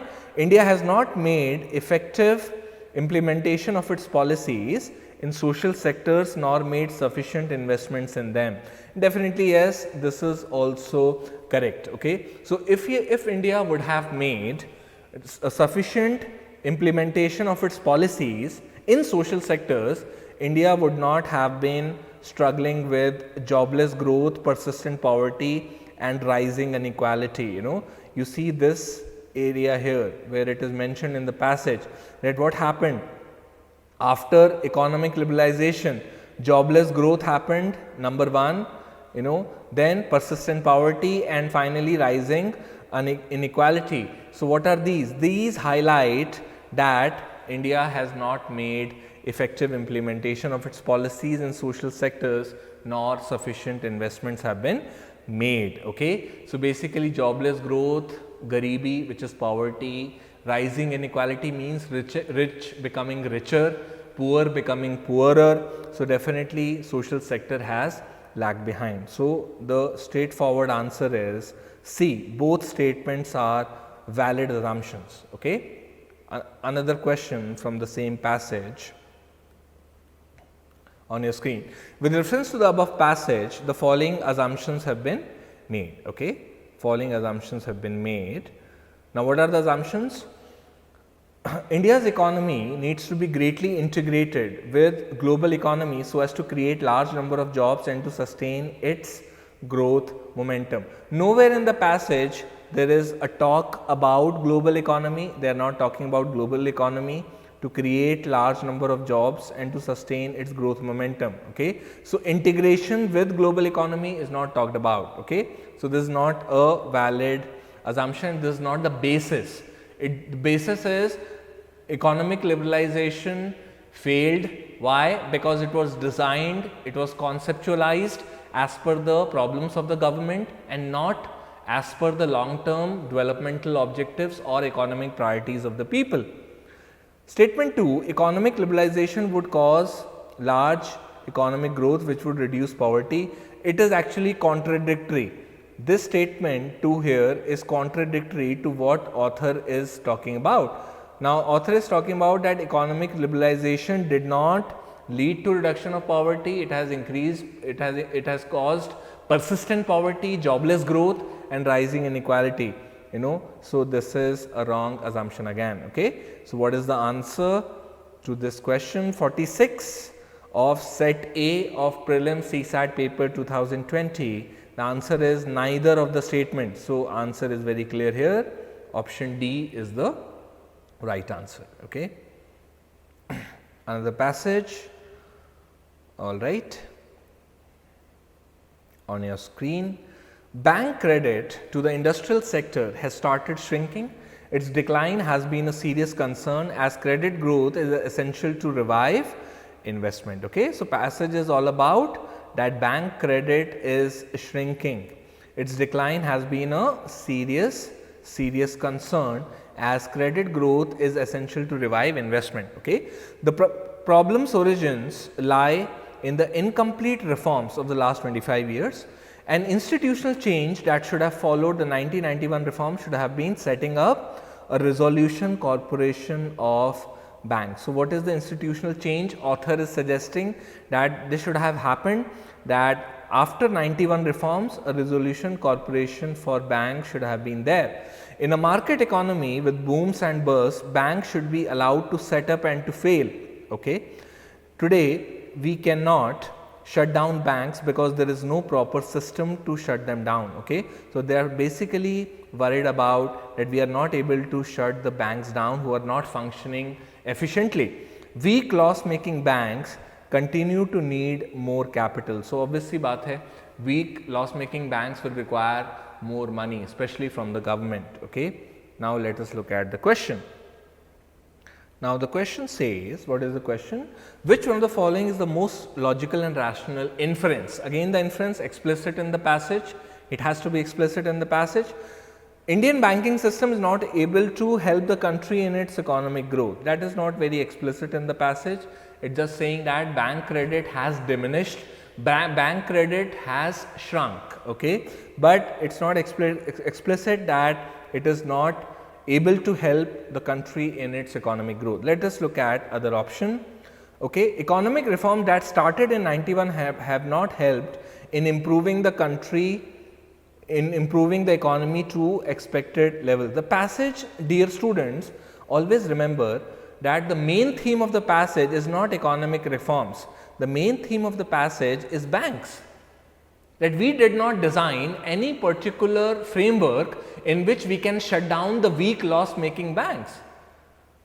They still continue to operate. We should have had a resolution corporation for the banks, but that was not there.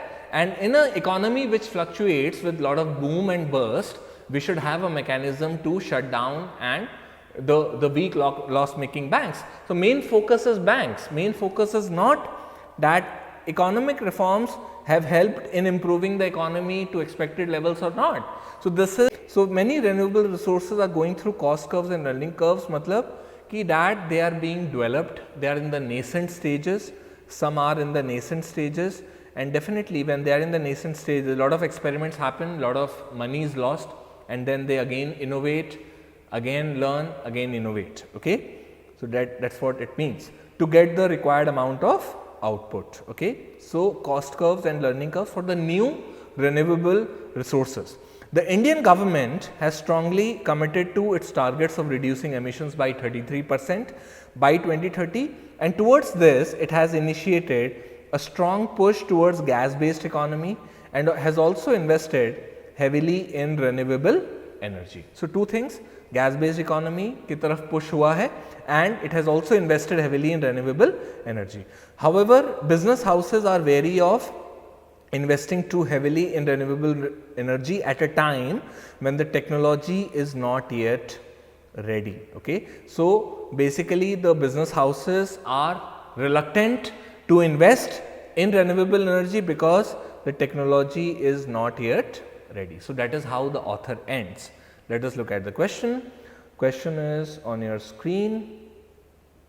Which one of the following is the most logical and rational inference from the passage? Okay. So, India's commitment to reduce emissions by 33% is unlikely to be achieved. So, again an extreme statement, you should rule it out. Author does not talk about whether we are going to achieve it or not. The author is not talking about the result, but the author is saying what the government is doing. Government is pushing towards two things, one is gas based economy, second is renewable resources. Okay. So, India should import gas rather than invest in, no. So, author does not talk about this, India should import gas or not. You know, author definitely talks about renewable resources. In the opening line of the passage, the thrust is potential of solar energy is high and we should stop burning fossil fuels. So, that means the author is focusing on renewable resources, and definitely this option B is contradicting, is again contradictory to what is written by the author in the passage. We will rule it out. Now, getting renewable resources to market too soon may be costly. Now, this seems right, students, this seems right. Why it seems right? Because the last line of the passage says that the business houses are wary or reluctant of investing money because the technology is not yet ready. So, if we get renewable resources to the market too soon, it might be a loss making proposition. So that is the most rational inference. Okay. India should put in more efforts in the exploration of natural gas. No. So the theme is not exploration of natural gas at all. It is totally irrelevant. Okay. Next question on your screen, and the question is about, with reference to the above passage, the following assumptions have been made. Okay. Governments often provide inefficient and costly subsidies for technologies that may not be ready in the near future. That is correct, because in the first few lines of the passage, dear students, I will show you, it is clearly mentioned that the renewable resources are still going through cost curves and learning curves. Okay. So definitely the government does that. Okay. Government does that. Business houses don't do that because they are not able to take that much loss. So governments do that, and it is a direct assumption which is correct. So governments often provide inefficient and costly subsidies. So this is proven from cost curves point, okay, and also from learning curves, which is written there.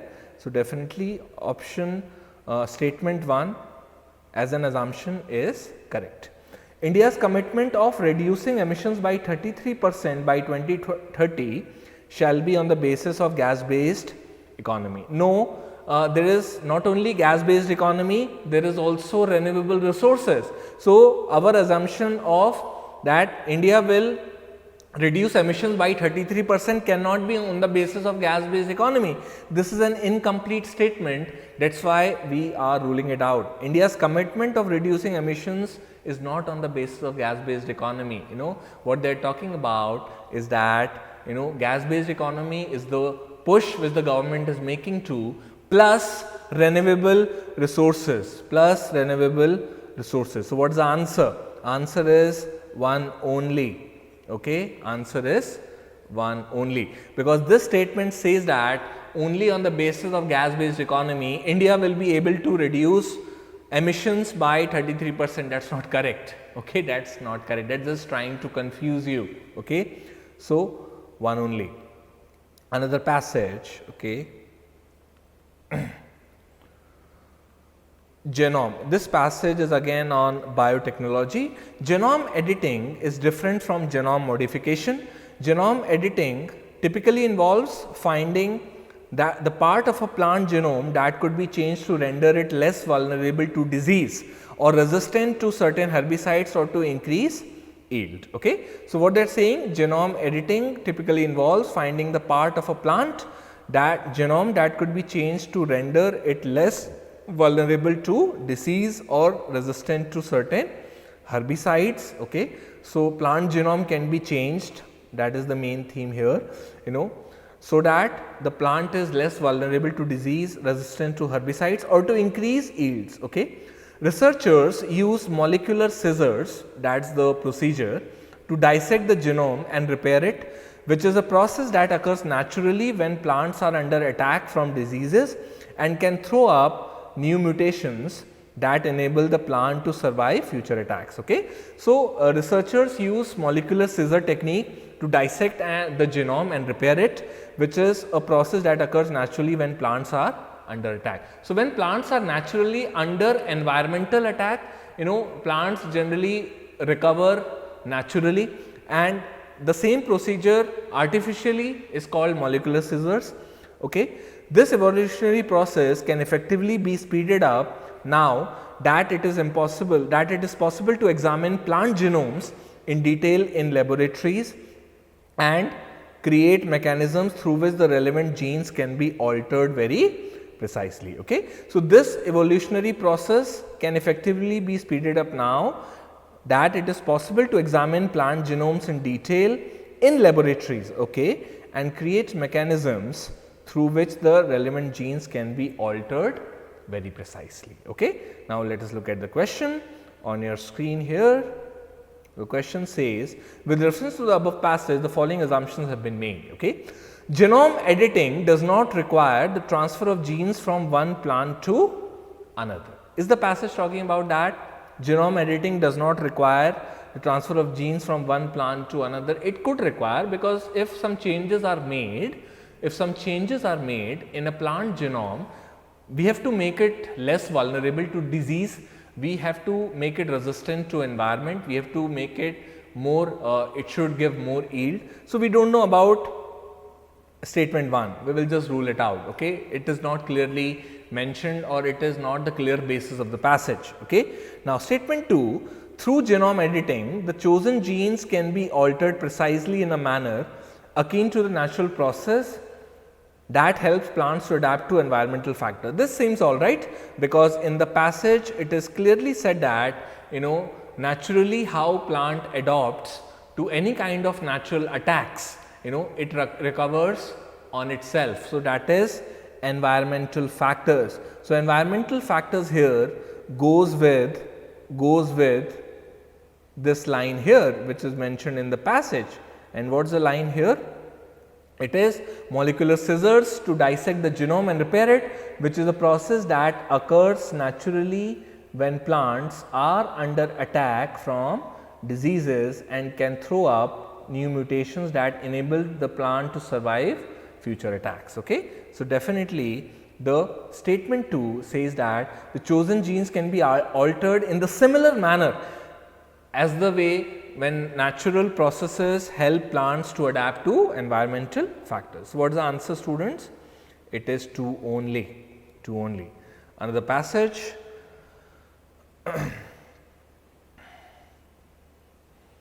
On your screen here. Many people understand the connection between solid waste management and health in terms of the consequences of unattended heaps of dry garbage which become home for flies and other vermin. Okay. Now, what is the connection author talks about here between solid management and health, that is the connection in terms of the consequences of unattended heaps of garbage, okay, which become home for flies and other vermin. Vermin is basically, students, insects or the animals which destroy, okay, which are disease prone. Okay. However, there is another aspect that is not well understood, that is what happens. So, the focus is on the another aspect that is not well understood.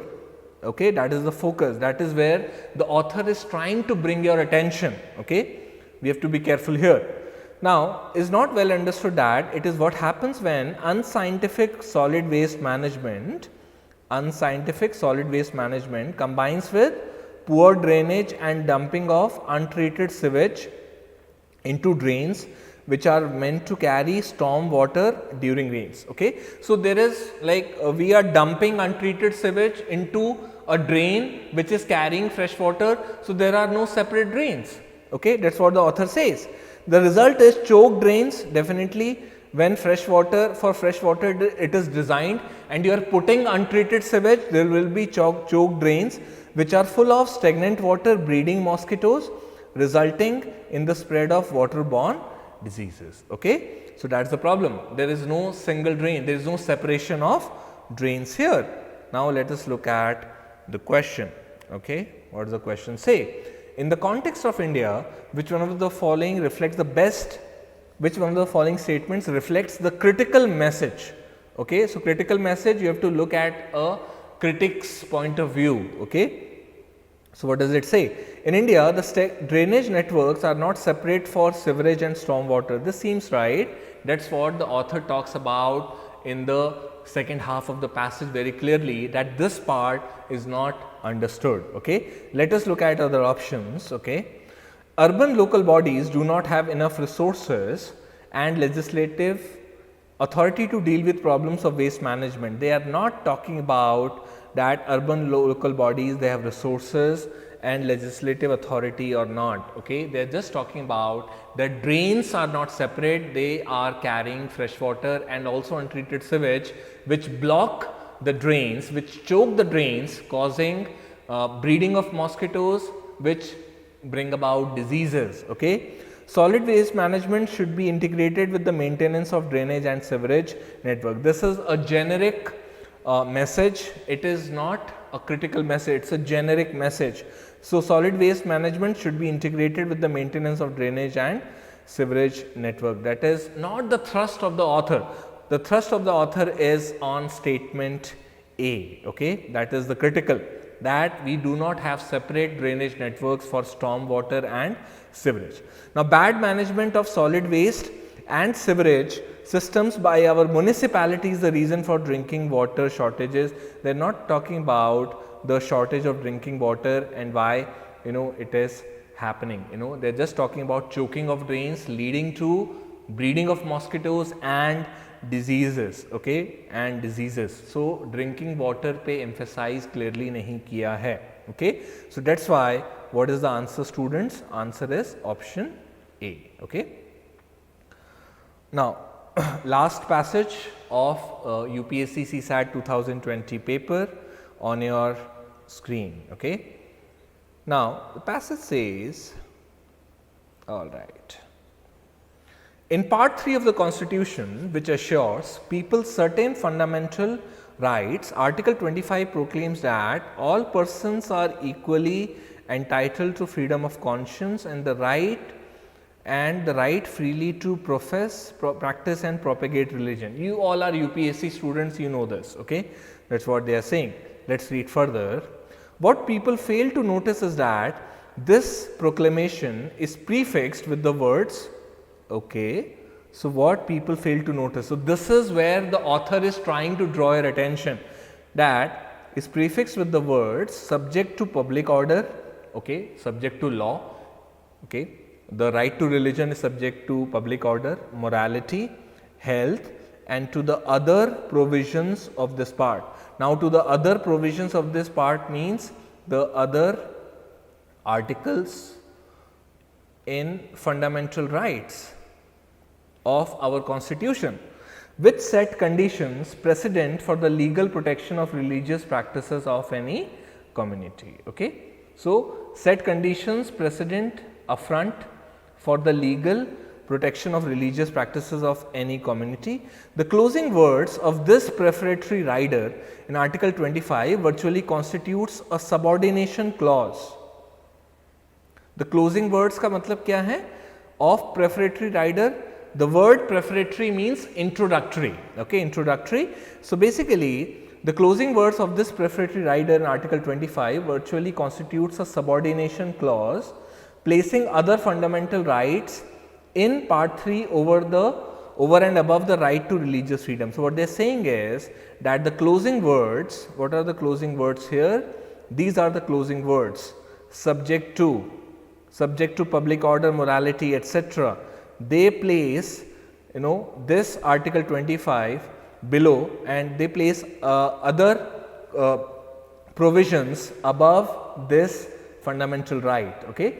Among those other fundamental rights is the right to equality before law and equal protection of laws, assured at the outset and elaborated in later articles to mean inter alia that the state shall not deny equal protection of laws to any person or group of persons on the basis of religion alone. So, what they are saying is that the Article 14, which is about the right to equality, is placed above the right to religious affairs in the sense that nobody can be denied equal protection of laws to any person or group of persons on the basis of religion alone. So, religion ke basis pe we cannot deny equal protection of laws, and we know what is the difference between equal protection of laws and equality before law. Equality before law, all are equal. Equal protection of laws, only equals should be treated equal. So, what this says is that equal protection of laws cannot be denied only on the basis of religion. That is why we are putting Article 25 below 14 or Article 14 above Article 25. Okay. Now, let us look at the question. So, the question says, what is the most logical inference from the above passage? State shall not interfere with the religious affairs of the citizens. No, state will definitely interfere, because it is clearly mentioned in the passage that the closing words of the prefatory rider, that subject to public order, morality and other provision of the part are something, this is something which people fail to notice. So that is more important. So definitely state can interfere because there is a word mentioned as public order and morality and other provisions also, so that is the interference by the government. So based on public order and morality, if they are intact, right to religious freedom is also there, but if they are not, then right to religious freedom is also not existing. Okay, so right, religious freedom under the state, under the constitution is open to state intervention. Definitely yes, this seems correct, option B. Then religious freedom of the citizens is not covered under fundamental rights. It is definitely covered under fundamental rights, and that is not what passage talks about. Passage clearly says that it is there in the fundamental. So it's again a contradictory statement. Okay, and option D, religious practices of any community are immune to state laws. No, it is not. Religious practices are not immune to state laws. Religious practices, as per the passage, are subject to public order, morality, and the other provisions of this part. Okay, so definitely this is also a wrong statement because of the word immune. Okay, so option B is the right answer. Okay, option B is the right answer.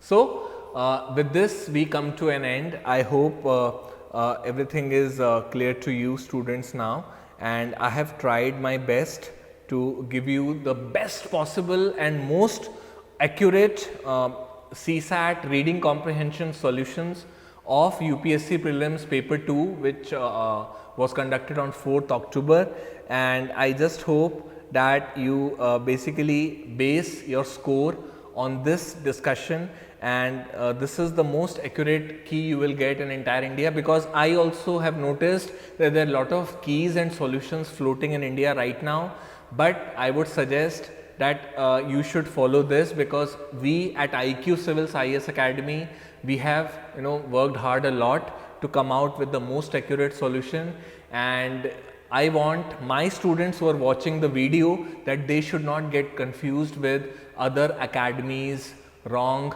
solutions. Okay, so please use this, base your score on our discussion. We have already put a video on YouTube regarding aptitude discussion, and this is the second video for reading comprehension discussion, which will complete the entire solution of the CSAT paper 2020, which is part of UPSC prelims examination. Thank you so much. My name is Anuj Singh, and please, I invite you all of you to comment in my video, and also please subscribe to this if you liked the video, and also share to as many candidates as possible so that they can also benefit out of this intense discussion. Okay, thank you and goodbye.